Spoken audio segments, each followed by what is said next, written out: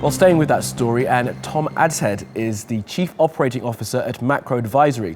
It has analysed Russia's economic relations with Turkey for the past 25 years. Thanks very much for joining us today, Tom. Just tell us, how important is the relationship of trade and tourism between Turkey and Russia?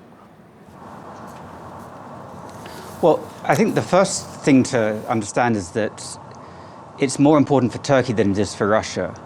Russia is a top 5 export destination for Turkey, and it's also the major source of gas imports for Turkey. We estimate about 60% of Turkey's gas imports come from Russia, so it's very important as a source of energy for Turkey. It's the #1 holiday destination for Russians, so if Russians do stop going to Turkey, and the flow hasn't necessarily stopped yet, if that flow is stopped, it's going to be quite disruptive for the Russian tourist market. They'll have to find other places to go, and it's not really clear if anywhere else can absorb that many tourists.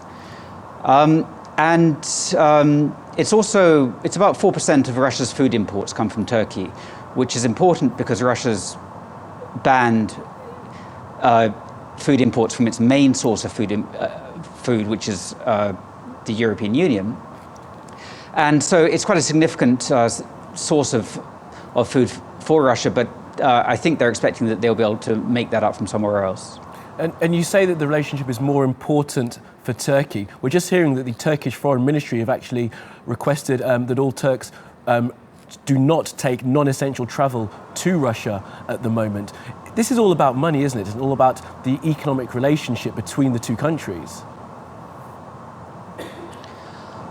Well, yes, Turkey and Russia are quite natural economic partners, and the economic relationship's really been quite good and has been improving recently, and the two leaders have been striving to build economic links. There clearly are historic strategic differences between Russia and Turkey, which go back centuries, but economically they have an awful lot to offer each other.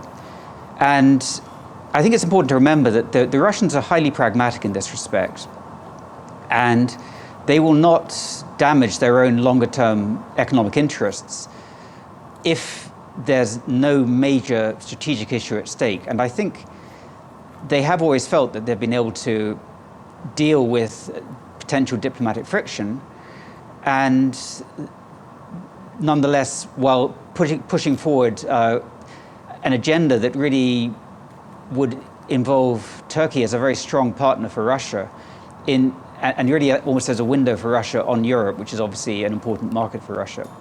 So there is a lot at stake, and there's a lot that both of them can lose, although Turkey has the most to lose in the short term in terms of immediate economic damage. Russia also has plans for Turkey and wants to work with them in the long term. And I expect that will probably prevail once things have calmed down. Well, Tom Adshead there for us in Moscow. Thank you very much for that.